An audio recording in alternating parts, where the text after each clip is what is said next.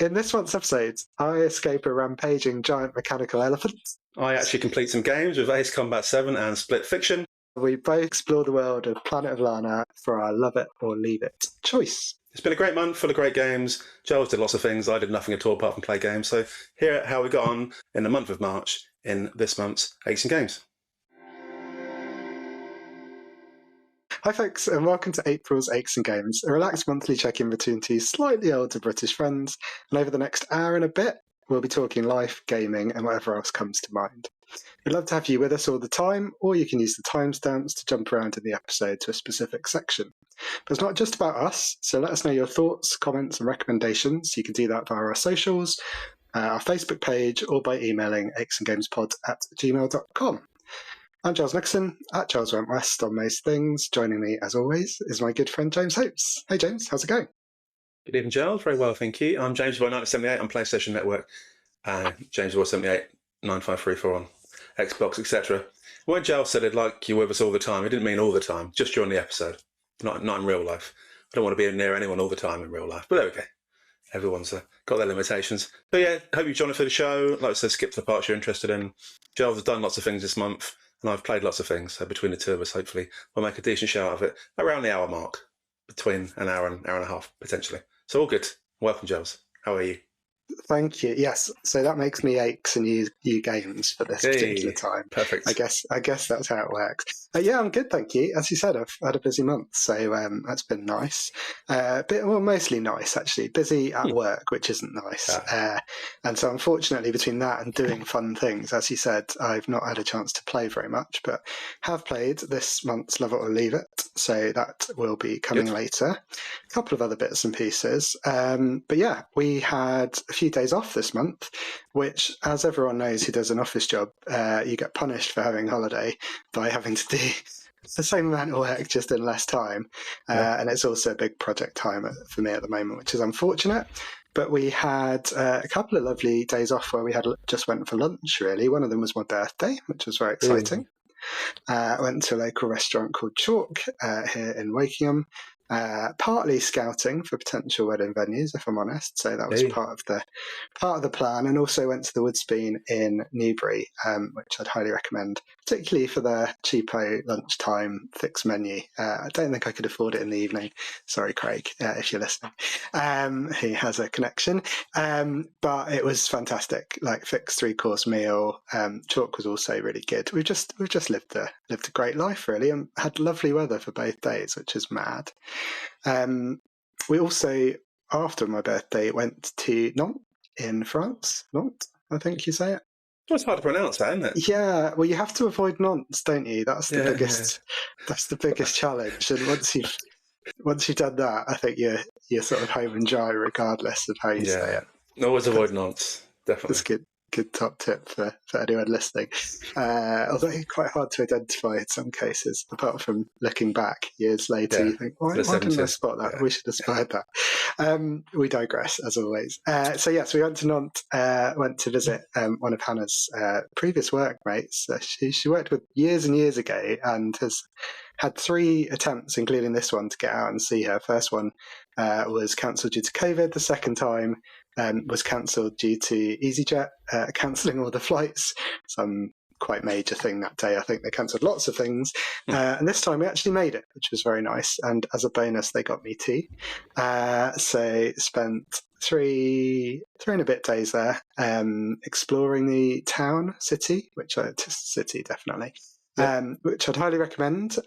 Following on, I believe, from your mechanical contraptions in northern France quite recently, James, I think you mentioned. Some dragons. Yeah. Well, thanks to Maddie for pointing that out, because I'd clearly forgotten that from the previous podcast, but listeners, you'll remember, even if I don't, old age and whatnot. So we saw a giant elephant, and what's amazing about this giant elephant is, number one, it's a giant elephant, and it wanders around, so it's not just sort of based in one place. It rolls around, but its legs make it look like it's walking. It's, I would estimate, probably 30 meters high. In WWE terms, that's about 100 meters to any wrestling fans listening. And it also sprays out water from its trunk, so the local kids and teenagers seem to enjoy a sort of fairly futile game of standing in front of it, not wanting to be sprayed with water, and then they wanting to be sprayed with water. Then it sprays them, and then they run away scared like idiots. So that was quite fun. Very spectacular. It's a lovely place as well, historical city. And then we got taken out to the seaside as well. Went to a sort of secret locals beach in the sun and had a picnic, a French picnic, which obviously involved a bottle of wine and lots of bread and cheese and meats and stuff. It was fantastic. So, yeah, an idyllic month, really, for me, James. What have you been up to? Yeah, I like the idea of bread and cheese. Never enjoyed the wine part particularly. French people love a bit of wine, but I'm not a big fan of wine. Never have been for some reason. I heard red wine. Red wine agrees with you, doesn't it? Yes, and sangria. Big fan of sangria. There's a story there, listeners. One day we might share it with you. I'll share it now. It's weird. I've only ever had sangria twice. The red one. It's just red wine mixed with orange juice, isn't it, really? I think so, yes. Kind of, with maybe a few other little bits in it. But one time I had it at a friend's house, it's Soraya's house years ago, at a house party. Yep. Had literally half a glass of it and then off my face. Bizarre. Couldn't even make it back unaided to the train station to go home. Bizarre. Then the only other time I drank it was on in Barcelona on Alex's stag do, was it? Alex's stag, yeah. And again, perfectly normal. I had a little bit of sangria and forgot the rest of the evening pretty much. Lost my shoes, jumped over a barrier on the tube, ordered curry at a fish restaurant, all kinds of crazy stuff. So don't get me the sangria. Although I can do white sangria, just not red sangria. So it must be the redness or the tannins or something. Anyway, but back to what I was saying. When you mentioned a large elephant, me and Joshua were going through our we have some coffee table books of photos, so you can make little albums through different companies. So we used to do photo albums, and me and Sarah did one for our honeymoon back in 2009, obviously, Dubai, Sri Lanka and Maldives. Little stay in Dublin at first, all very nice.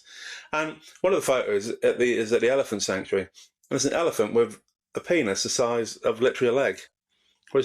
And Joshua saw it and just couldn't believe how large an elephant's penis is. So when you mentioned a 30-foot elephant, I thought, blimey, must have a 30-foot penis. That's where my mind disappears to, fascinatingly. Also, a little bit further back, do you know what the word nonce actually stands for? I do not, but we're definitely skirting the family-friendly definition, aren't we? Yeah, go for it. Why not? It means not on normal courtyard exercise. Ah.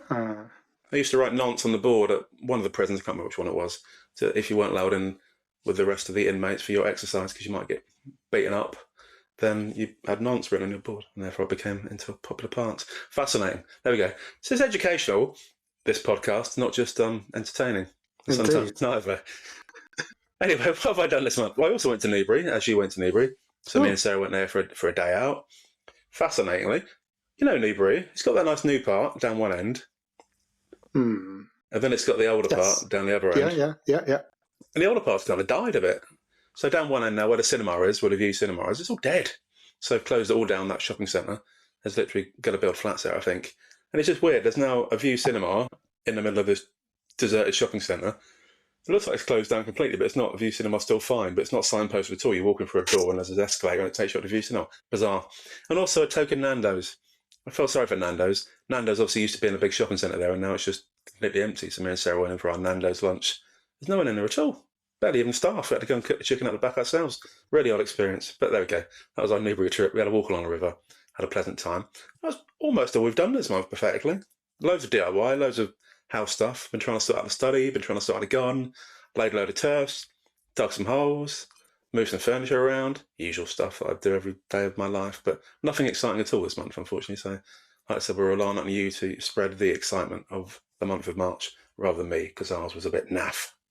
Excellent. Well, the only thing I can add really is we went to see Sue Perkins at the Hexagon with Emily, one of Hannah's friends, which was really good. I don't know what I expected from Sue Perkins. Probably known her mostly from Bake Off and Mel and Sue's Light Lunch and things like that. Didn't know she did stand up. Turns out she doesn't. This was, I think, the second stand up show she'd done in years and years.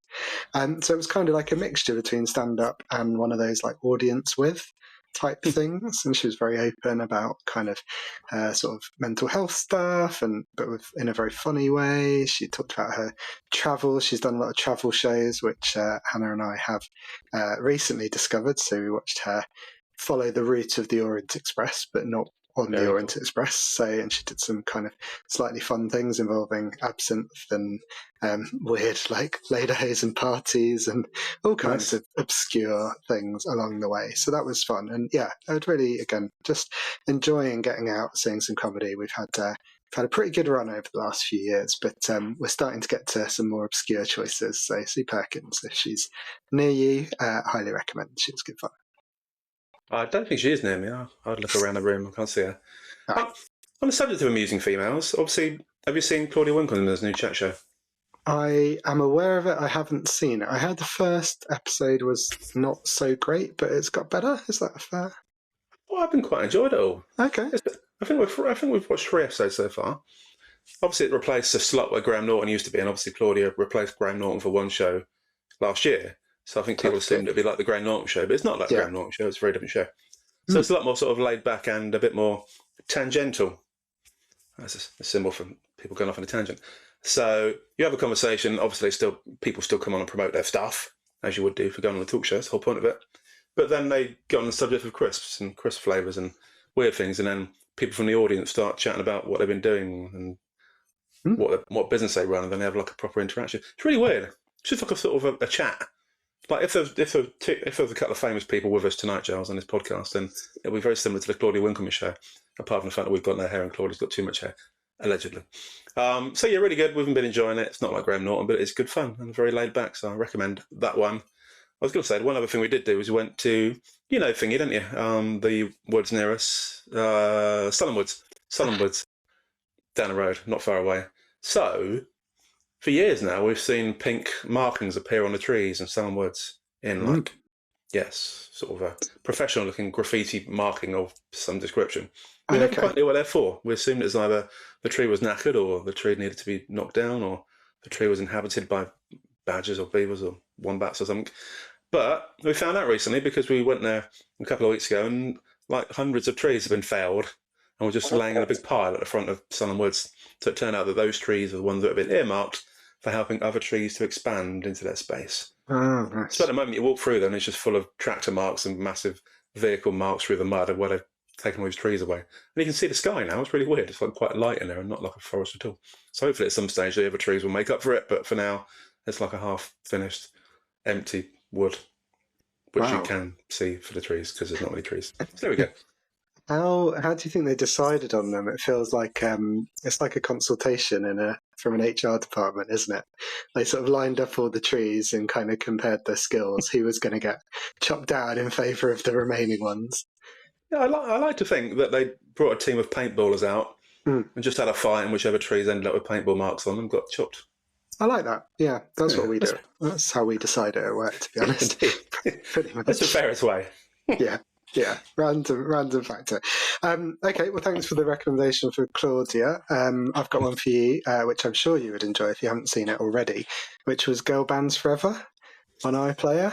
I think you mentioned it last month, but I haven't seen it. Oh, well, we finished it off now, and I think we were running quite tight, so I skipped over it. But yeah, great nostalgia. No Girls Allowed is the only gap.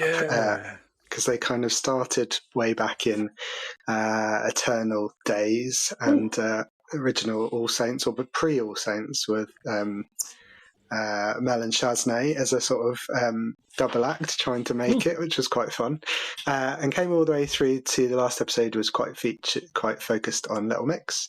But yeah, really good. Combined with there was a boy band one the previous year, and just as if you're in any doubt, it's not necessarily a happy place to be one of those bands. Obviously lots of success, but quite a lot of bad stuff happening as well. Really interesting. There's only 3 episodes, and yeah, missing a few key contributors, but really worth a watch, and is on iPlayer if you're in the UK. I'd recommend. For those of us from that sort of era as well, wasn't just about the music. It was nice sort of nostalgia fest for people who we might used to listen to. It takes you back to uni days or school days, or in Little Mix's days, well after uni days. But yeah, really fascinating little time capsule. I think the weird thing was with those is that from watching X Factor over the years, it made you think that like 16 or 17 was a normal age to get into show business. And if you're over 25, you're like some kind of dinosaur. And obviously now, looking back, being 47, thinking of someone who's 25 is like overage is now bizarre. But thinking back to it, if you start in a girl band at 15, 16, 17, or a boy band, this must be a crazy time. Got your hormones going everywhere. You've got a whole life you're meant to be figuring out for yourself, and suddenly you're in the spotlight every day. And these days, I couldn't imagine it at all, being famous, being constantly on social media and in the papers and everything. But in the old days, it was a lot easier. But now it must be horrific. Yeah, they were sort of saying Little Mix was very much about like social media coming in, but I can't remember who it was before. Oh, it was what was it? Kerry Katona and Brian from Westlife. So they were really, that was like the height of tabloids and magazines. Magazines like Heat and all that stuff with the girl bands were, in hindsight, pretty horrendous. Anyway. Nostalgia, looking back, enjoying it, but also, feeling a little bit gross thinking about how horrible it must have been to be in that position. Just one thing before we move on, I recommend a film that I went to see at the cinema, which was Project Hail Mary. Terrible title. Yeah, it really is. I'd say Disclosure Day coming up from Steven Spielberg is much worse, although it looks quite good. So it's a film written by the same writer as The Martian. Don't worry, Maddie and Scotty, I'm not going to spoil it because I think they haven't seen it yet and really want to. But it's starring Ryan Gosling, so that might get you through the door depending on who you are listening. But otherwise, it was just a really good piece of sci-fi, kind of grounded. Essentially, something's going on with the sun, and humanity has to send someone off to try and save the world, or potentially lots of different worlds in lots of different solar systems. They don't quite know what's going on, and this teacher, I think secondary school teacher from America, finds himself up in that spaceship for some reason, which they do explain. It does sort of make sense in the end. It's the sort of sci-fi that I really like because it's not the sort of crazy, really heavy thinking stuff, which has its place and I quite enjoy, but it's also not kind of complete nonsense either. It's that sort of level of believable science that you kind of, if you don't think too much about, it's like, oh, this could actually happen, and it's sort of realistic how they deal with things, and then you think a little bit about it and think, no, that's complete nonsense. But it's kind of like a Castaway with Tom Hanks, but in space, and it made me genuinely laugh, cry, and I was on the edge of my seat. I highly recommend it. It's really, really good. Everyone likes Ryan Gosling anyway. He seems like a nice guy, isn't he? Kind of person you wouldn't mind spending some time with. He's annoyingly cool for quite an attractive man, isn't he? Yeah, I was also going to say, last episode, I was prompting myself to mention a story that I saw from maybe Brian Cox or someone on the internet about the fascination of space and the concept of light years and stuff. Okay. And that if an alien from like 100 light years away was viewing our planet, they'd be seeing it 100 years ago. That's weird. I didn't really think about it in my head. So if they're far enough away, they'd be seeing like the time of the dinosaurs before humans came along. If they're many enough light years away, it's fascinating me. I've been thinking about that every minute of every day ever since. So therefore, I thought a lightning podcast for that one. Being that you mentioned sci-fi, that was again believable sci-fi that could be the basis of a fun movie, probably. Well, there you go. I mean, if you're an alien watching this podcast, we were really quite young back then when we recorded. Now we're older men in our 70s or 80s, still desperately recording a monthly podcast, still with a increasingly viewership. We're up there in the hundreds by now, I'm sure. But we struggle with technology. Actually, that's true now, to be honest. If you saw our attempts to set up most months. Excellent. Thank you for that fun fact. That was good, James. Should we stick on the kind of sci-fi spacey theme and move into our love it or leave it for this month? We'll get into gaming. Because we chose Planet of Lana 2, which is indeed set in on a different planet, Planet Novo. There are some sort of aliens and robots and stuff, so it's definitely in that world. It's a cinematic puzzle adventure. Set 2 years after the first game and built around companionship and trust, it says here. And I love this. As greed and power divide the tribes on their home planet, Lana and her companion Mui must stand together against the forces reshaping their world, struggling not just for survival, but the soul of their home. Does that capture it, James? Is that your summary of the game? Yeah, very much so. Yeah, no, it's a nice companion as well, Mui. It's very cute. The weird thing is it says at the start, just in case you didn't realise it, that they deliberately chose a made-up language. That was an artistic choice. It says at the start, just to make sure you're not trying to translate it from some different language and think it's some strange foreign. It's just a made-up language. So the only words that make sense are Lana and Mui every now and again, and that's what they keep saying over and over. So, really good game for a starter. Spoiler alert, great game. Yeah, there's a number of chapters in it. Might be 8, might be 10. I think it's 8. I'm on chapter 5, so I'm just over halfway. So I completed a good chunk of it. I've probably taken about 4.5 hours out of my life so far, which is good.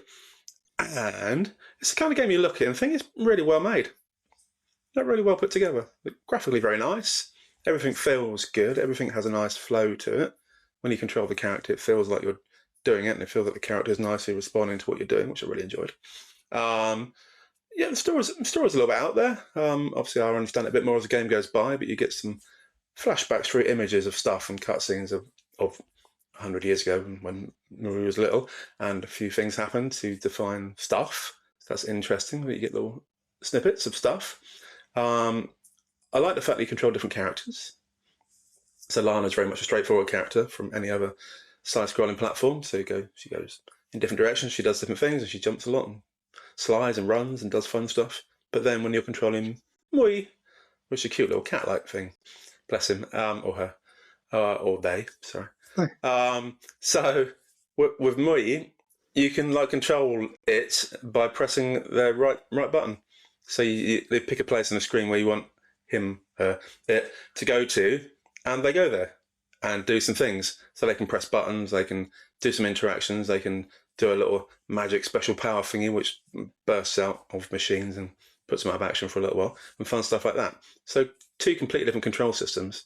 And then you also get extra little bits and pieces as well. So Mui can control fish, for example, and strange blobs of goo, and make them do things. And that's, again, a completely different control system for what you're doing with them. So it's really nicely done. So instead of being one protagonist, there is obviously one main protagonist, but you control lots of people doing lots of different things, and it makes the variation great. And there's fun vehicles to ride in as well.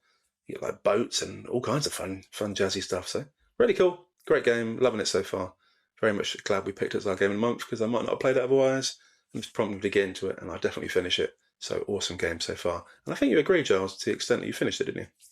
Yeah. So I completed. This is basically pretty much all I've played this month, which is interesting because I think I've finished it, and the chapters are really weirdly different lengths, aren't they? If you've got to chapter 5, chapter 3 is ginormous and is kind of Empire Strikes Back-ish in terms of how it finishes, and then chapter 4 is 5 minutes long. Yeah, not You've got another 2 of those. There's another really long one and another really short one. So if you're in chapter 5, you're probably actually quite far through it. And there's a bit of interference. If you finish it in the time you're currently on track, I think you'll be much quicker than me. But yeah, I really enjoyed it.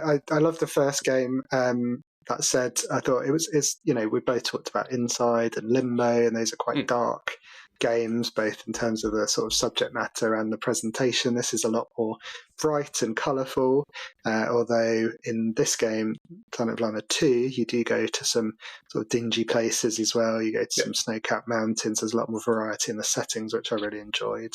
But it is a bit more sort of bright and optimistic than those, and I think the first game was a sort of half step below those in terms of quality, whereas this one, I thought they'd added some extra complications and complexity. It's a bit weird because I think the first one might still be on Game Pass. So if you really do enjoy the second one, you could go back and play the first, but that'll be a bit strange because it's much more simple and quite a lot shorter.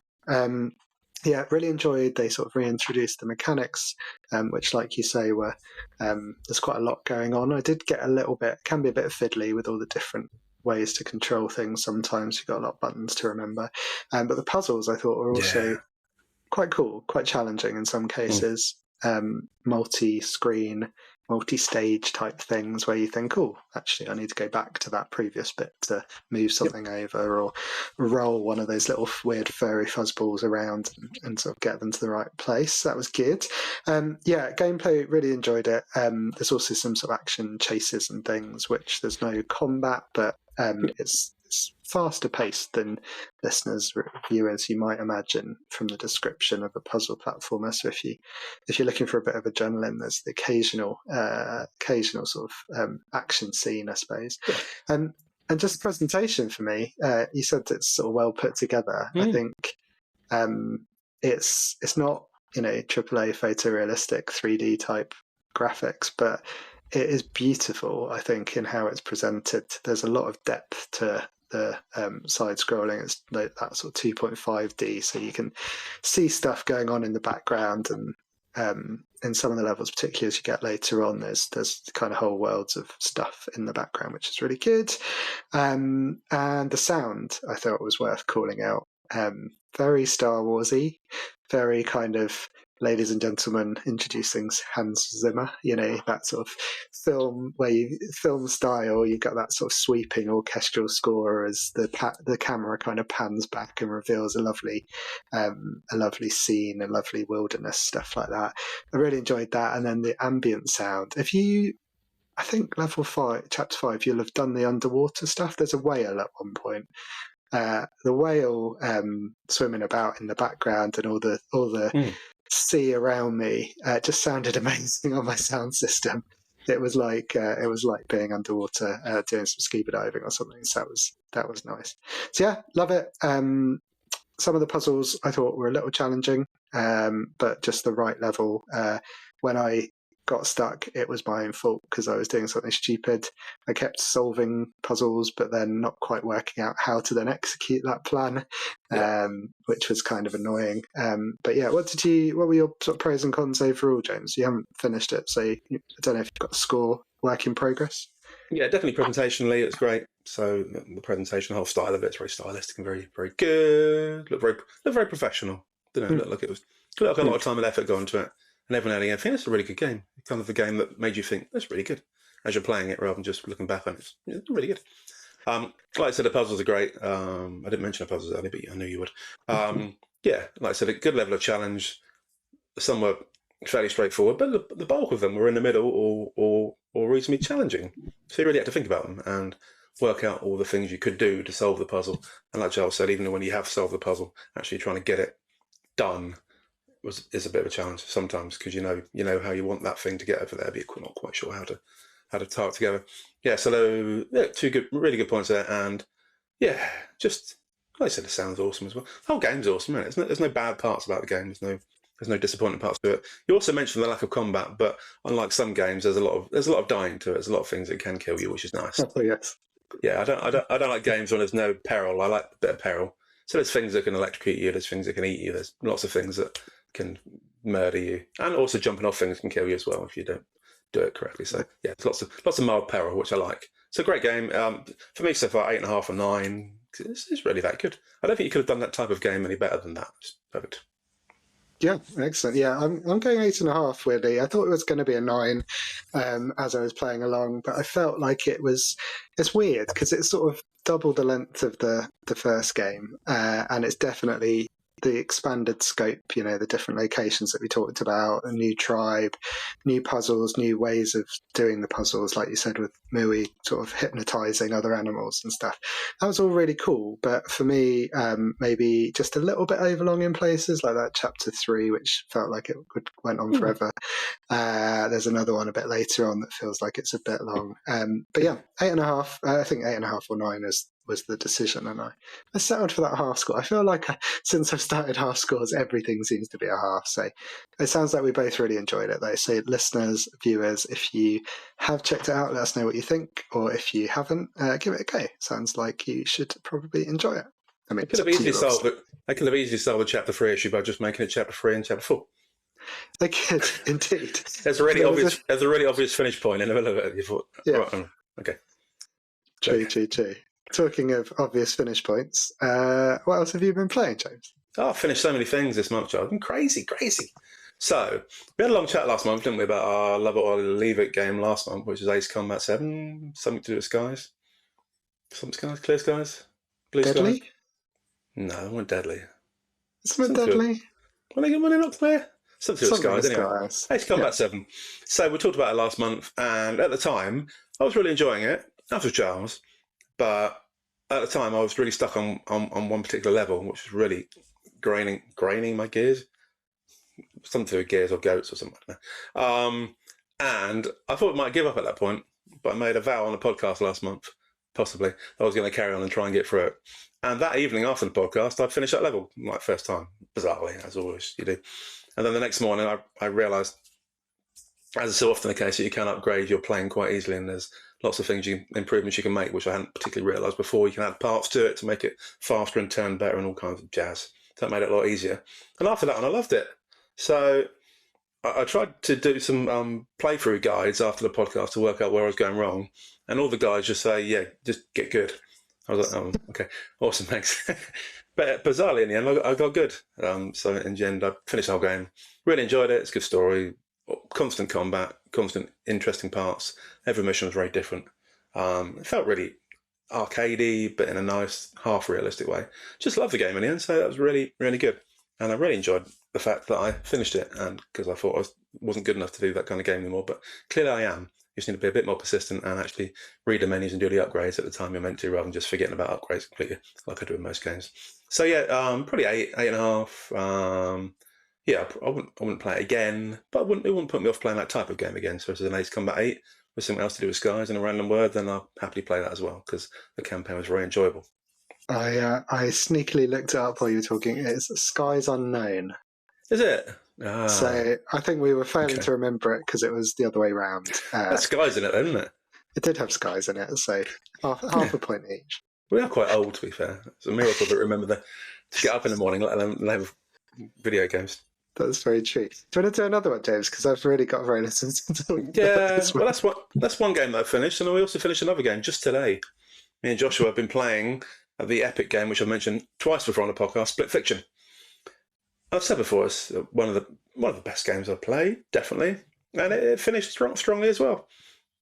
So we played it for another couple of hours today, and raced through the rest of it. I've mentioned before, but you sort of go into a place. You're two aspiring authors, and you go into this industry owned by a boat called Radar, and it's kind of a virtual reality thing. So you sit inside a machine, and it transports you into the world in which your book is based. So you can actually be within the world of your fiction book, which is quite fun. And these two characters, one has a change of heart at the last minute and tries to escape. She falls over into the pod belonging to this other person, so they end up in the same virtual reality simulation together. And when they're in there, they realise that the whole company behind it are just trying to steal everyone's ideas rather than actually turn them into published authors, and they've been scammed effectively. So they spend the whole of this game, probably about 20 hours, trying to escape from the simulation and get back out into the real world and keep their ideas intact without them having been stolen. And one of the girls writes fiction in terms of fantasy, and one of the girls writes fiction in terms of sci-fi. So you move between fantasy levels and sci-fi levels and bits of both, and you wear different outfits, and it's all based on their previous books and previous dreams and previous experiences. So it brings their memories to life in a really fun way. So I mentioned before, it's a successor to It Takes Two, which we both enjoyed before. It Takes Two was fairly straightforward, but this one is a lot trickier. So it's literally constant, all over the place, quite complicated. Joshua found it fairly straightforward, but I was a little bit behind him on quite a lot of occasions because he loves to run through games and he sees things a lot quicker than I do these days. But we managed to keep up together, lots of puzzles to solve, similar to this game, but you have to do everything in two-person.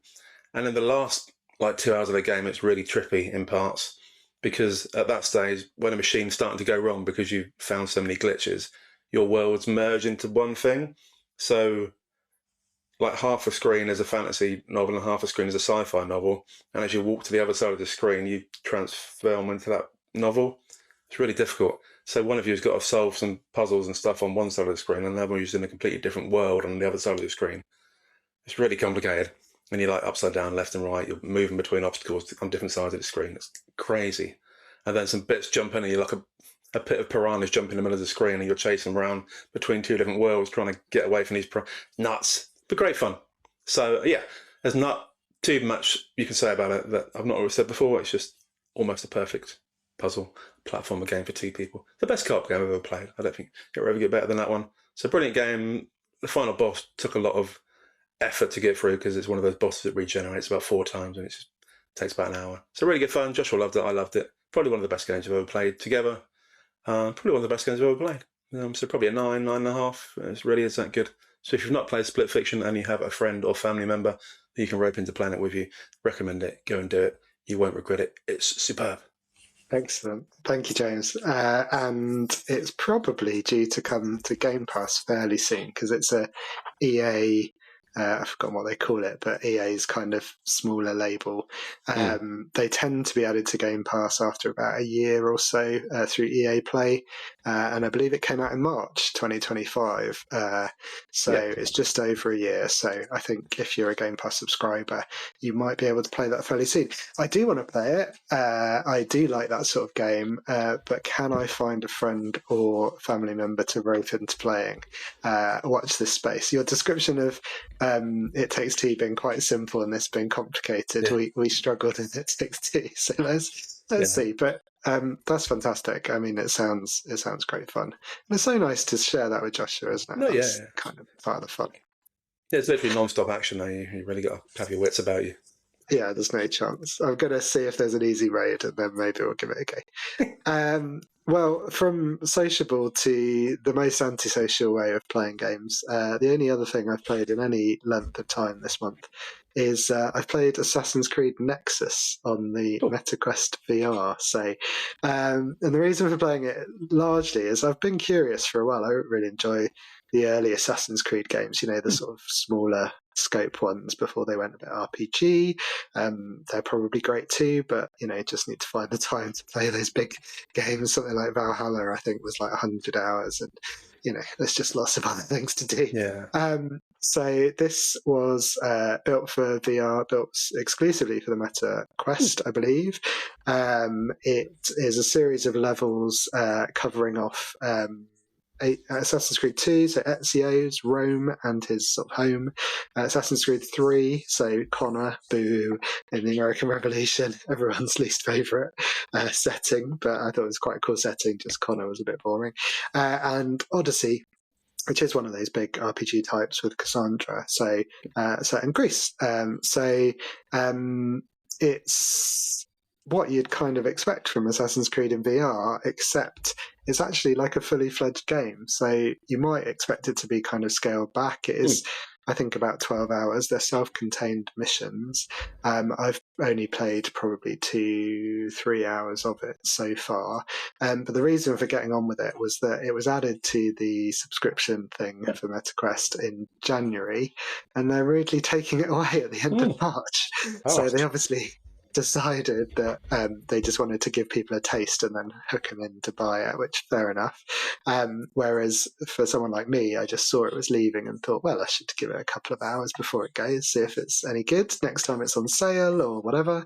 And it was really impressive, but this kind of really weird combination. Basically, you are sort of infiltrator. Assassin's Creed, if anyone's not familiar, I'm sure everyone listening is, you kind of go into this animus, so this sort of virtual reality construct, and then take over someone, an assassin in history.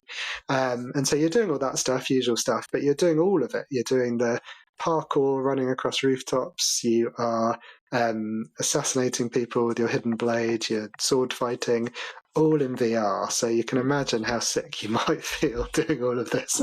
And it is quite fast paced. So amazing scale and ambition. It's sort of, for someone who played the original on Xbox 360 back in the day and really enjoyed it, you are kind of in those sorts of games. It feels like a 360 game graphically on a standalone VR headset, which is nuts. I don't know how much they spent on this game, but I don't think it made the money back because they never did another one. That sense of presence is brilliant. Surprisingly physical. So I mentioned, if you're in immersive mode, you will be running along, sort of skipping from beam to beam across these big gaps, whether that's between buildings or between sections of flooring. You're not physically jumping, you're using the parkour button, which makes it a bit of a mixed experience. But when you have to swing on a beam above your head, you are having to grab it at the right time and swing, which is surprisingly good workout. You're clambering up walls and things. You need to do that physically, walls, ladders. So I somehow have managed to not punch a wall in real life doing all of this, which is quite a miracle because I'm not playing in a big space. And the sense of speed and excitement as you're running through in VR, when it works really well, it does feel like you're there, and it's really cool.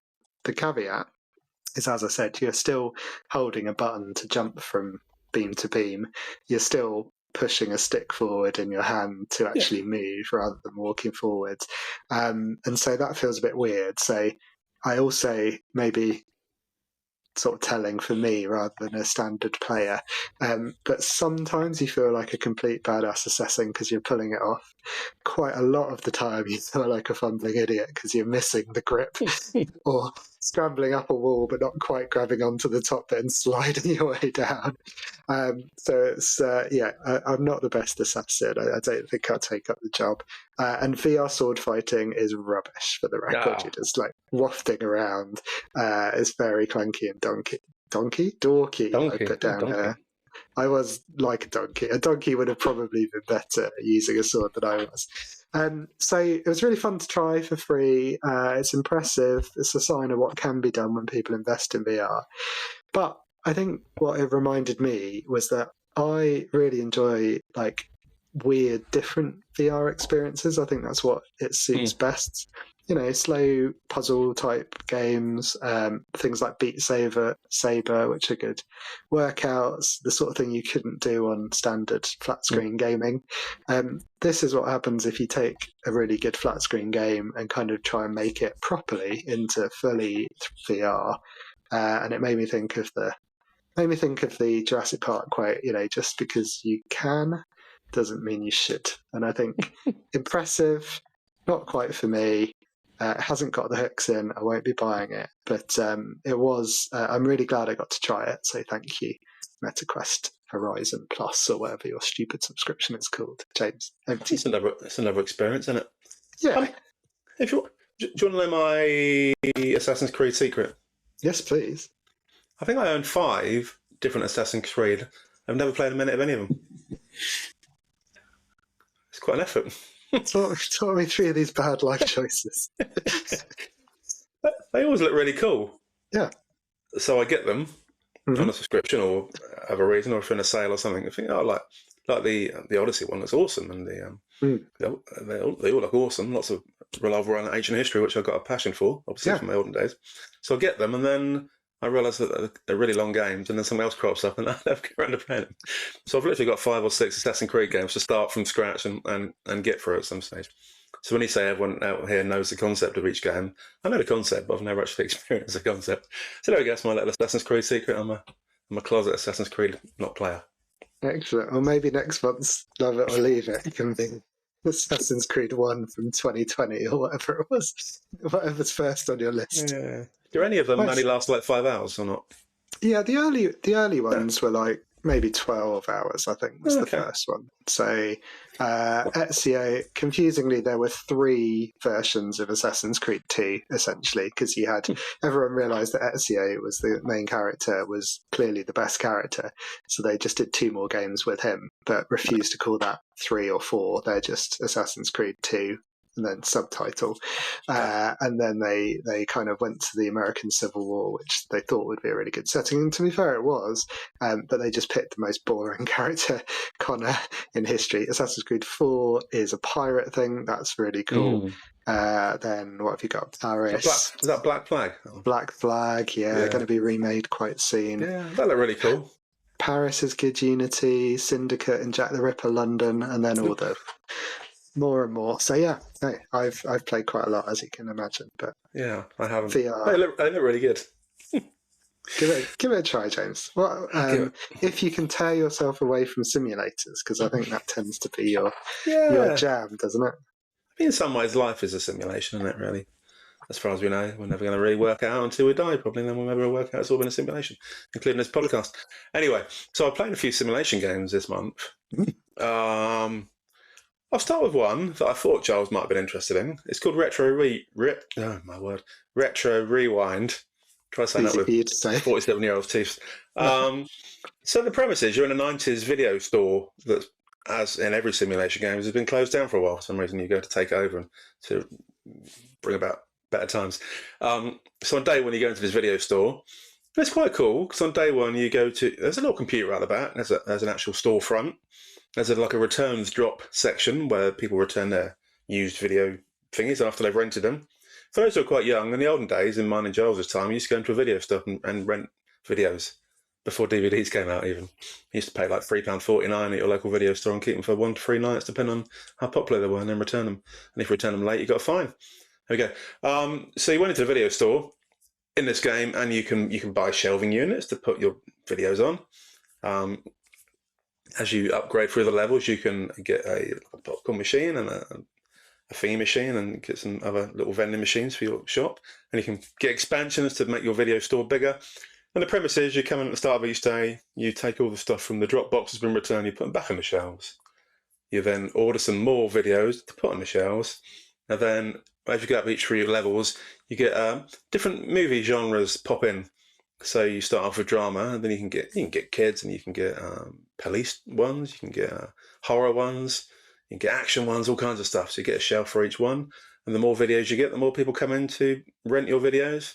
You get customer requests, so they come up to you and ask for a recommendation for a good horror film, and you go out and pick a request for them. You get reservations on the phone, all kinds of fun stuff. So it's really addictive, not particularly complicated, not much peril in it because you can't really lose, but you just expand your store, you get through the 20 levels, and eventually you unlock every genre and every piece of equipment, every upgrade in your store, and that's it, really. So I'm up to like level 17 now, so I'll put a decent bit of time into it considering how basic the game is. But again, the reviews are very high on Steam. That's why I've been playing it on Steam, like I play most strategy simulation type games. And I've really enjoyed it, and it's a bit different. It scratches a strange itch, and it's got a nice bit of nostalgia in as well. Because sometimes people return videos that haven't been rewound, and you've got to put them into a rewind machine and rewind them before you can put them back in the box and back on the shelf. So good fun, very enjoyable. Recommend it if you like 90s video games involving videos. So that's that one. And then go for it. Yeah, no, I was just going to say that does sound like my sort of thing in the sense of I think if they were still around now, that would probably be maybe one of my dream jobs, working in a video store. That sounds like a lot of fun. But I guess the mild peril is that a streaming service comes along and kills the whole industry. Yeah. So maybe that's what's to come on level 18 or 19, perhaps. The only inauthentic part is that you don't have half a VHS and half a Betamax in your store. It's just all VHS. It's already been decided by that stage. One of the amusing parts is obviously the video tiles are sort of automatically generated. So each video has a name based on a number of words and a number of pictures on the front of the box, so you can define it from the other ones. And some of the names are quite amusing. You've even got an adult film section as well, so you've got like lots of porn titles, and they've all got bizarre names and like hands squeezing cucumbers on the front of the box and all kinds of funny stuff. So it's quite comical in part. And each day only takes like 10 minutes. You can employ staff members to do the bits for you, so you don't have to dick around with that stuff. Good fun, recommended. That was my number one simulation game of the month. The one I spent even more time on is one called Megastore Simulator. Ooh. You know it's going to be good if it's got simulator in the actual title itself. Indeed, yeah. You may remember from last year or the year before, I played a game called Supermarket Simulator, which simulated running a supermarket. And again, the premise is very similar for this one, as you might imagine. So you start off in a store, But this one is a bit more open worldy because you can choose from lots of different types of products. So you can initially start off as being like a toy store or a music store or a fashion store or a grocery store. And as you go through time, you can expand your store and go into other fields. So I started off with like toys. So there's lots of plushes on my shelf. So I gradually expanded into groceries, and now I've got virtually every type of thing in my store. You can go on 2 levels in a superstore. So you run the till yourself originally, you stock the shelves yourself, and then you can employ staff to do those things for you. And bizarrely, I've got really into automating my warehouse. So you can have a massive warehouse out the back, all with lots of racking. And if you set up correctly, then as the lorry arrives up front of the stuff you've ordered, when your little handheld thing as you go around the store, then people unload it for you, put it on the shelves, and then someone else takes it from the shelf and puts it in the actual storefront. Awesome. It's a really satisfying experience when it's all running smoothly. And each day you can put more parts of the store and you can expand the store, you can get more product lines in. It's just a really nice feel to it. Again, no real peril to it. You can't really lose again. You just work through the levels and it's great fun. Strangely stimulating in a simulating way. I feel like there's some potential therapy opportunity here, James, that you seem to really enjoy just a game where you can set things up and they just work and nothing goes horribly wrong and it's all just smoothly running. It feels like maybe work is like on your mind and you're just like, I just want things to run smoothly by the time I get home. The weird thing is I generally hate cozy games. If anyone mentions the word cozy in a game, I hate it. I hate the idea of it. But then these kind of games, intrinsically, they're quite cozy. Because it's quite relaxing, quite pleasant to play. But you can keep getting things bigger and bigger and expanding. And I like improving and changing things. And also, it helps with my brain because normally my brain is full of thoughts. As we discussed before, I've always got a constant internal monologue in my head. Sometimes like 5 different internal monologues at the same time, plus a few songs and some film quotes in there as well. All at the same time, it gets a bit messy and tangential. But when you're playing this kind of game, you sort of concentrate and your mind just sort of chills as you're expanding your mega store empire. So I feel like I've achieved something because each day you have a slightly bigger store and you have slightly more products. In the grand scheme of things, not a massive achievement, but for my little brain, it's got the little endorphin hits every now and again and it calms me down. So all quite pleasant. Sounds good. That's my 2 simulators. You got anything else, Shira? Is that it for you? It's pretty much it. No, I mean, the only other thing we've been playing is Hannah and I are still going with Rise of the Golden Idol. But seeing as we talked about it last month and haven't finished it, we'll probably save any reviews. So far, the only thing is echoing last month, really, that it's got a lot more complicated than the first game. Lots more interaction between the different scenarios. And that's both a good and a bad thing. But that's the reason why it's taking us a while to get through it, is that means that each scenario is a bit more like sort of 45 to 90 minutes. And so it was the perfect game to just kind of slot in after watching something before bed or something like that. And now you need to put time a bit more aside for it. So it's very good. It's still very good. But I'd recommend the first game probably over this one at the moment. But let's see how we go. Cool. You got one more, haven't you, James? Yeah, my last little one is one that I've mentioned before on the podcast I was looking forward to, and it's called Nova Roma. So New Rome. So basically the premise is Rome used to be quite a big deal in the olden days, in the Roman Empire times. But the concept in this game is Rome has gone to rack and ruin. It's been gone to excess and everything's gone a bit Pete Tom. So for some reason it's all on fire, and you sail away in a boat with about 20 of your pals, including some freed slaves and some of your noble pals, and you go to a different island. And the idea is to set up a new version of Rome, a nicer version of Rome that hasn't gone to rack and ruin on this new island. So you get a choice between different procedurally generated islands, and then you basically build a city. You start off with a couple of little hovels, which you can then turn into insula and all kinds of stuff. And it's the kind of game which is so often done, which I've so often enjoyed, is you start stuff from scratch and you work through the product lines to keep people happy. So you build a little accommodation, then you get a well nearby which covers their area so you can get water. And then you build some farmland so you can get wheat for their stuff. And then you move on to creating grapes so you can get a bit more grapiness. And then you get some farm proper stuff, so you got some animals to kill. And you set up a little fishing area. So it's just really cool. Put the roads through it all, cut down all the forestry and all the stones and set up stone mines and all kinds of stuff. It's the same people who made Kingdoms and Castles, which I loved about 3 years ago, which I've talked about in the podcast before. And this game so far is really cool, but it's just got the bonus of it all looking a bit Roman. So anything that looks a bit Roman floats my boat in some ways. So it's a very similar city builder type concept, which is nicely done, but also with the Roman part to it as well, which brings with it gods and stuff. So you can build little temples, and then if you don't do what the gods ask you to do, then they get angry and start trashing your stuff. But if you do what they want you to do, then they give you little bonus points which you can use on the development tree. On the development tree, you can spend 3 points to discover aqueducts or discover farmlands or whatever else. See, the more you get on the tree, the more you can satisfy your residents' basic needs to expand your empire. And then you do the military stuff, so you build lots of walls and build an army to stop being attacked, all that kind of jazz. It's just really cool. I'm only about 2 hours in so far, but it's generally quite hooking so far as well. And given the title, the type of the game, and the concept with the Roman history, it's perfect for me. So one I'll be playing a lot over the next few weeks, I will no doubt talk about again next month and I'm a bit more into it. Excellent. Yeah, I think that's the sort of game you could get completely lost in, isn't it?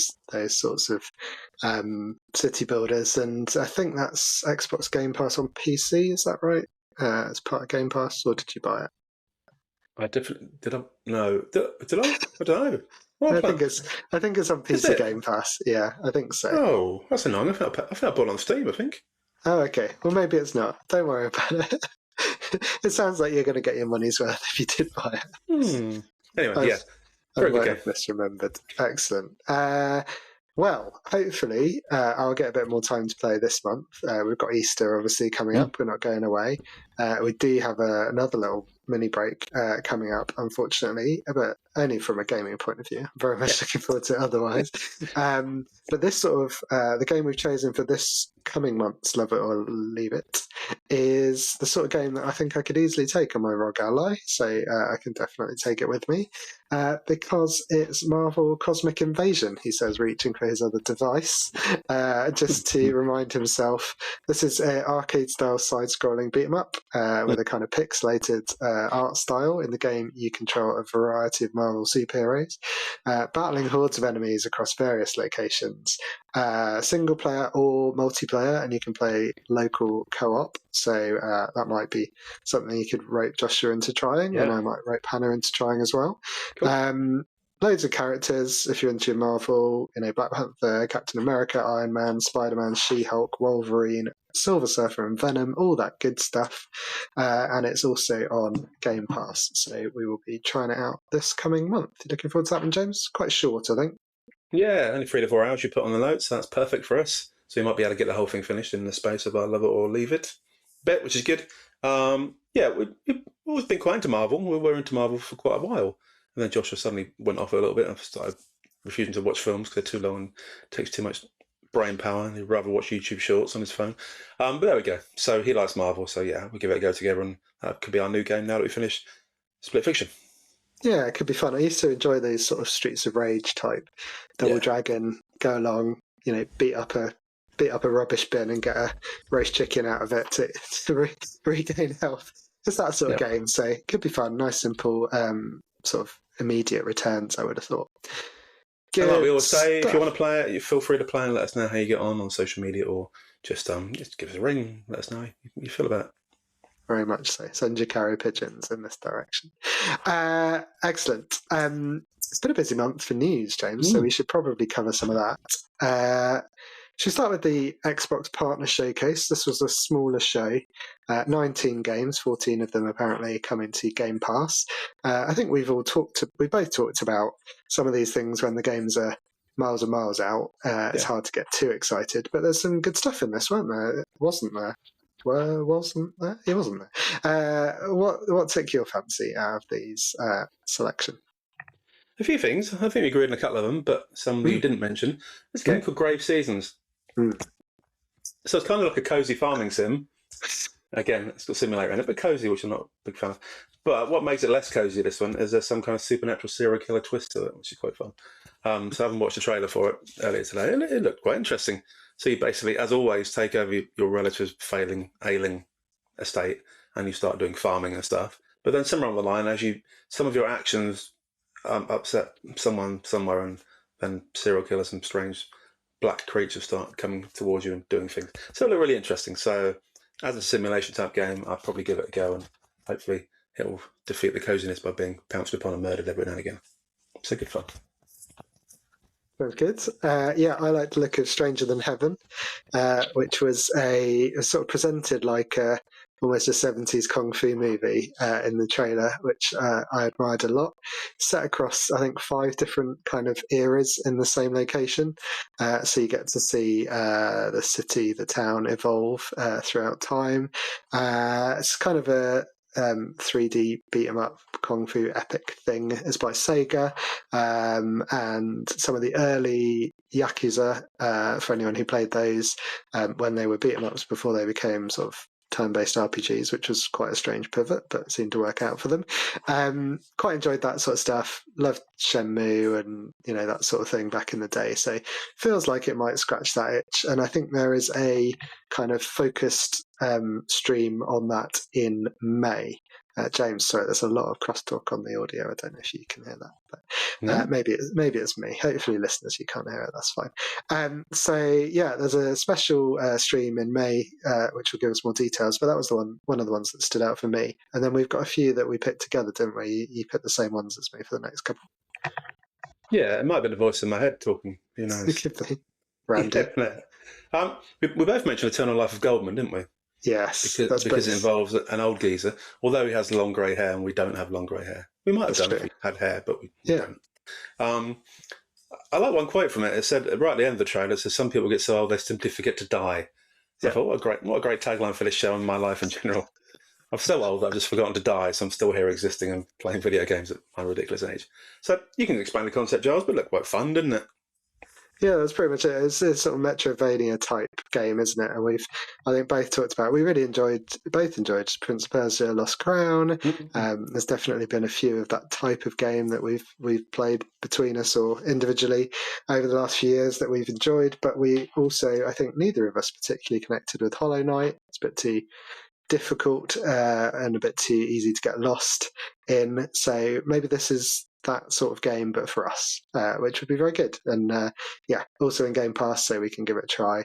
And it was one of 2 games, wasn't it? Because we both picked the other one, which was also about an old person, which was called Forever Ago, which I heard it described, which I thought summed it up nicely. It's an old man sort of driving around in an old VW camper van, revisiting kind of old haunts. Someone described it as Firewatch meets Disney's Up, which I very much enjoyed Firewatch, and I could completely see that. So it had that sort of vibe about it that I thought sounded quite good. But I enjoyed your notes, James, your description of this. What did you could see this going one of 2 ways. Is that fair to say? Yeah, so it could be interesting. It could be really quite tedious because they make a big play about the fact that you take lots of photographs on your still camera to invoke memories of the past, and that kind of brings us back to that other game, doesn't it? That whatever that game was that we played with the girls in it from the 90s. Lost Records, yeah. Bloom and Rage, yeah. Bloom and Rage. And the first one kind of got annoying because she kept taking videos of everything and you couldn't really work out why it didn't really have much of a story. So this one, it might get quite tedious quite quickly, but hopefully not. Hopefully it's the charming side of an old man's life rather than the tedious side of an old man's life, which is what we're used to. Indeed. You had one more, I think, on that list.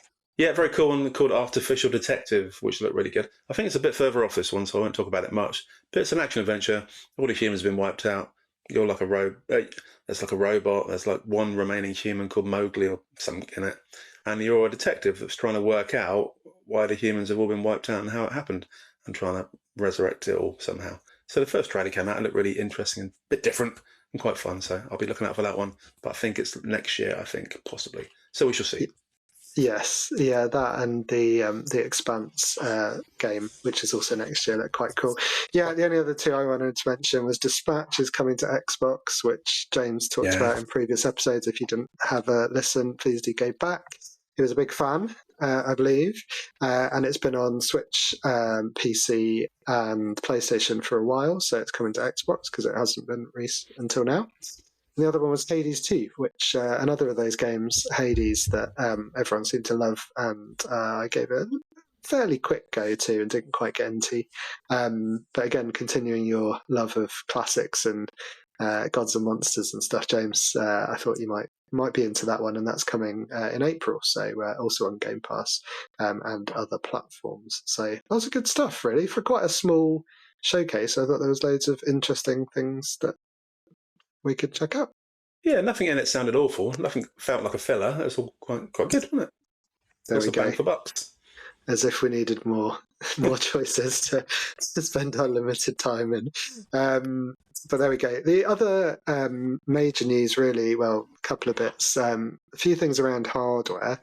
Xbox really announced their Project Helix, their sort of next generation console / PC / initiative, which I actually am quite excited about. I mean, it's going to be very expensive, so that obviously puts everybody off. And I think it's kind of the mother of necessity. No, what's the expression? Necessity is the mother of invention for Xbox here, because I think they've realised rather belatedly that they're not competing in the console space, and so they're sort of realised, hey, hang on, we have Windows. Let's try and make Windows a bit better for gaming, so people don't automatically have to use Steam. And so they're kind of pivoting Xbox over in that direction. But what I really like about it is, as someone who has got lots of different machines and some different subscriptions and things this generation, the idea of bringing over my Xbox library into a decent PC, which I've never had, but I've started using the ROG Ally, so I've started going into that direction for PC gaming. I could potentially plug in my MetaQuest as a VR headset because it's a PC. So it all kind of clicks together for me, but that's a very specific combination of use cases, which we'll see how sort of mainstream and popular that is.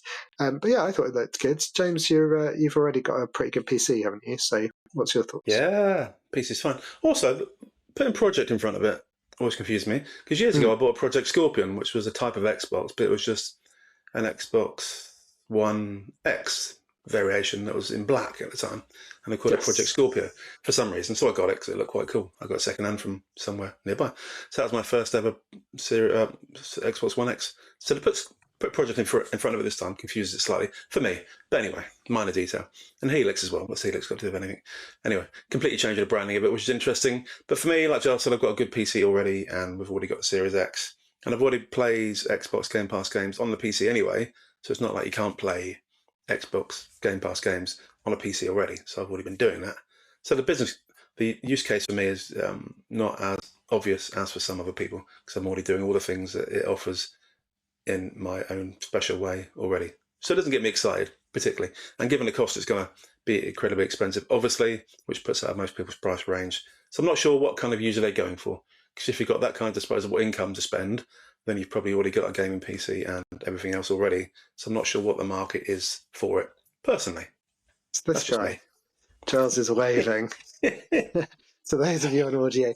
Yeah, I mean, Project Helix, I think it is a project name. I don't think it'll be final. And Scorpio was definitely, that was the code name for Xbox One X. So I think they just released a sort of limited edition. But yeah, I mean, Xbox naming conventions have never been great, have they? They were in a bit of a problem because they didn't want to be Xbox 2 when it was PlayStation 3. So they went with 360. And after that, they were like, we can't really do this unless we just skip a number, which is what they probably should have done all along. So yeah, I really like Helix because it's about their DNA and it looks like an X and it's bringing together PC and you can see how they got there, but I'm sure that will change come launch. But over on the PlayStation side of things, PSSR 2 looks quite impressive on the PlayStation 5 Pro. Kind of makes the PS5 Pro a lot more attractive as a machine, I think, than before. So this is a upscaling technology, and it's showing some pretty good results. James, I think you were suitably impressed. Tell us what happened. Really? Yeah, that wasn't the reason I was impressed. I was impressed because the price was going up, and I thought, let's get one now. I might be able to make some money out of it. Anyway, because Giles mentioned the other day, the price has gone up, and the price has gone up quite a lot. Really, for PlayStation. So the baseline digital version of the PS5, not the Pro, just a normal PS5. It went up last year by about 15%. It's gone up this year by like 21% or something crazy. Yeah. So it's like 500 and some quid now. It's a load of money for a non-disc drive version. And the PS Pro is going up to 740, 750 without a disc drive. Crazy stuff. Which I wrote down on the sheet. So 790 on the sheet, it says. Yeah, nuts, isn't it? So 790 for a non-disc drive PlayStation 5 Pro. And the disc drive itself costs 70 quid, so you're looking at £850 plus for a decent a PlayStation Pro.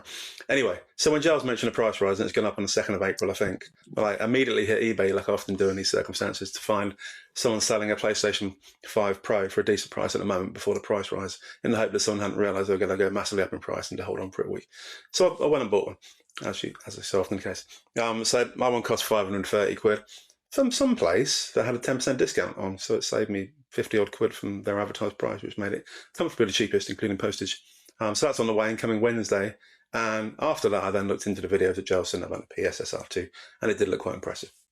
So there we go. That wasn't the reason I got it in the first place. I went into it because I always want the latest type stuff, but a long time after it's come out to make it affordable.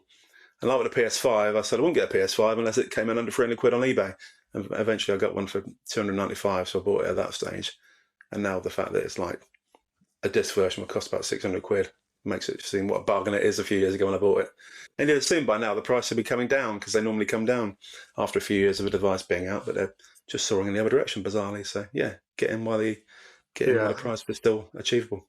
You'll probably end up selling your old PS5 for more than you bought it for, which would be an incredible and a ridiculous situation. And you said for Xbox, this is going to be the Helix is going to be a really expensive device, and he's going to have that disposable income. I think there's a genuine concern for he's going to be able to afford any of these consoles next generation. But I'm sure we'll leave the money men to work that one out.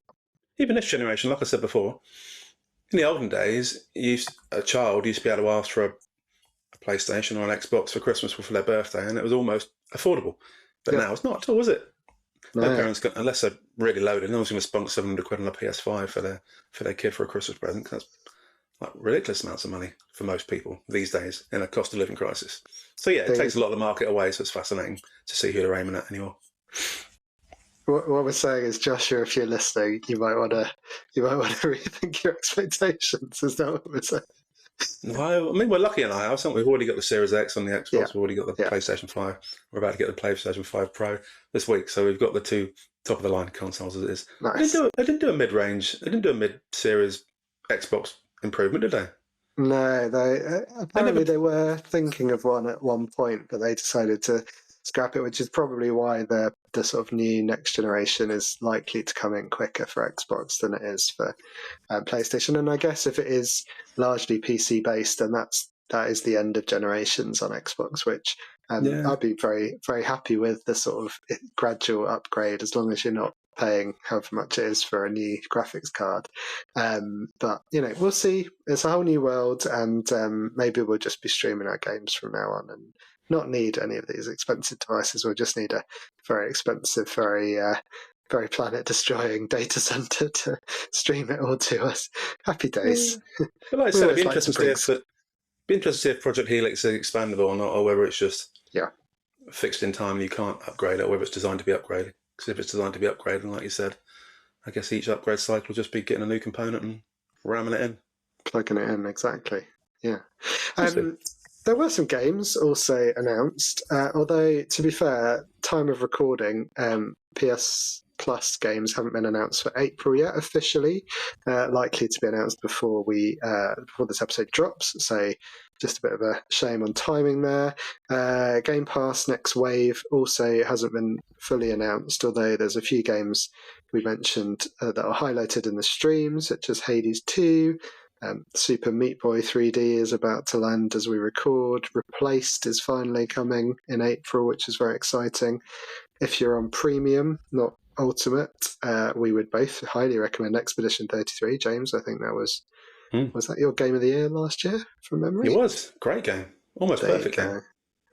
Aphelion from Don't Nod looks very good to me. I've really enjoyed a lot of their stuff. They did Life is Strange, and then they've done Vampire and Banishers, Ghost of New Eden, which I played for a bit and enjoyed, but I haven't gone back to. And lots of other stuff. James, you've got a few things on your list you wanted to talk about. Yeah, you've already mentioned Replaced, which does look really good. Like set in a cyberpunk world, sort of a puzzle, platform, combat, trio combat. That looks really interesting. I didn't realise it was on Game Pass until the time when I looked back at your notes and realised it's going to Game Pass. But that'd be another one annoyingly I'm going to have to play now. So that kind of ruins my life for April as well. Thank you very much. A couple of little parts. We've mentioned simulations already. There's one called Tiny Bookshop. So Tiny Bookshop's already out on Steam. It's about 96%. It's incredibly high, considering what people like these days. People generally like slagging things off to get 96% for a game. Crazy. And you run a little mobile bookshop, like in the back of a caravan, and you go to lots of little seaside towns and villages across whatever country it's set in. I think it's Germany, I think. And you do lots of quests for local people and meet people and sell books, and you've got to tailor your book selection to the local community. But for like 96% on Steam, that's crazy. And that's coming out on PS5 in April, middle of April, I think, for about 20 quid. So that looks interesting. For someone who doesn't like cozy games, that sounds like a very cozy game, James. And I did wonder, although I can see it written down, so thanks for clarifying, whether it was a game about a shop that sells tiny books or a bookshop that's tiny. So I think you've cleared that up anyway, so we can move on. It's both, actually, to be fair. Yeah, nice. Yeah, hopefully there's some undercurrent of error in there somewhere just to make it less cozy. But again, if I've got into my video shop one, and that's not got any undercurrent of terror at all, apart from the adult films in there. So that sounds interesting. Another game called People of Note. People of Note sounds really interesting as well. I'm surprised you haven't seen that one, Giles. Very excited. I missed that. Yeah, sounds good. It's like a turn-based musical RPG. So it's meant to be a little bit like Clair Obscur in the turn-based type of thing. People have got into turn-based now, which I never used to be, and I never used to be into turn-based, but now it's all right. And it's a lady who is trying to take on people by setting up a band. And each band member, you can pick different musical styles. So when you're doing these battles, the musical style of each person has an important bearing on the battle. So somewhere along the line, it's to do with rhythm and timing, similar to some turn-based combat type games, but this one based on music. And yeah, you get successful and take over other genres, and people have battles based on their musical taste, I think. Sounds really interesting and look quite curious. And that's coming out on 5th of April, so only a few days away. Cool. I don't think it's going to be on any kind of Game Pass or anything by the look of it, so you might have to pay some money on that one. But yeah, it looks fine. Tides of Tomorrow. Can't remember if we talked about Tides of Tomorrow before. I think it was on one of the streams, wasn't it? I didn't realise it was so soon. Yeah, so that's a narrative adventure. World's been taken over by plastic, as it already has, as you can imagine. And the interesting part about Tides of Tomorrow is that you can either play it in standalone non-online mode, or you can play it in online mode. And on online mode, at the start of the game, you can pick like your favourite streamer or one of your friends or a colleague that's played it before, and the decisions they've made in the game then influence how your game is. Oh. Yeah, so if they've decided to free someone, for example, then when you play it, that person's been freed, and the characters refer back to the decisions your friend or streaming fan made in the past. So that sounds a bit different. So it's like a seaside-y narrative adventure type thing, but with interesting decisions. And finally, I just want to mention Madden 26, because I didn't talk about it last month, and I didn't realise it was out for free on PS Plus. So I shall play Madden 26, because I've played previous Maddens before, and it's generally quite simple, but quite fun. And that's one of the good things that come out of American football. Yeah, let's not get into that this month. I think we said enough previously. We're probably not able to travel anymore, but, no great shame at the moment.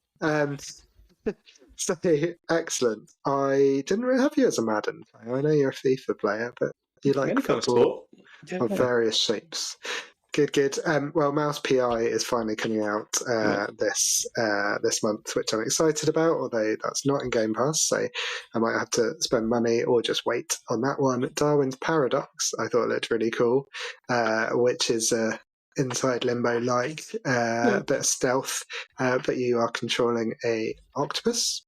Yep. I was pretty sure when we saw this on a stream last year that it was coming to PS Plus, but I haven't seen anything about it being on PS Plus. And I did Google frantically to try and find it on PS Plus. Clearly, that was just a weird dream of mine because I don't remember. And Starfield's got a big update. Having really enjoyed Project Hail Mary, it really makes me want to play Starfield for some reason because it's sort of that grounded NASA punk, I think they call it, style, where it's just exploring space for the good of humanity, that sort of stuff. That sounds pretty cool. So loads of good stuff. Too much good stuff, you could say. Too much good stuff to fit into an hour, certainly, but just enough good stuff to fit into roughly 80 minutes. So we've come in, we've achieved our goal of trimming our episode down by 10 minutes at least. Assuming that, James, that's the show. I was going to say, it makes life a lot easier when you. I was going to say, it makes life a lot easier when you don't play any games and I don't do anything. That kind of cuts the show down quite a lot. There we go. Okay, if you can keep up with that style for next month. We'll have to alternate. One of us can do things, one of us can play things, but not both. Yeah. Excellent. Well, that's the show, folks. Please remember to like and subscribe to the podcast. We wouldn't say no to a few of those 5-star reviews. We would, in fact, say yes. Yes, please. We will take those. Do come over, interact with us on our social platforms. We're at Aches and Games on most things, and our Facebook page, or by emailing achesandgamespod@gmail.com. I'm Giles Nicholson, Giles West. How about you, James?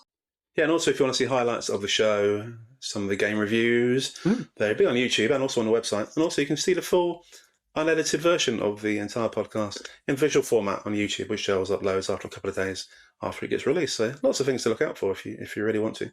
And yeah, please do send the ideas in. We always like to hear what you think about games and other things. We also like to feature your comments and stuff on the show. So please do send some stuff in. It's kind of why we started doing it in the first place, as well as being a general catch-up. Excellent. I look forward to playing my PS5 Pro soon, and I'll let you know next month how that goes and how the massive differences I see in all the games I'm trying not to put on the system yet because I know I'm getting a new one soon. So my 5 Christmas games I've not touched yet, I'll be busting them out on the PS5 Pro and talking about them next month, at least one of them anyway. So nice to see you all again. Excellent. Yeah, we've picked a short game this month, so we've got a chance to actually catch up on some of the things that we've been kindly bought or bought for ourselves.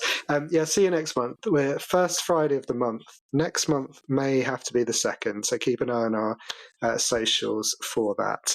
But I've got a holiday, a terribly timed holiday, so we might have to work that one out, James. Let's talk about that off camera. But see you next month at some point for more Aches and Games. Cheers. Bye-bye.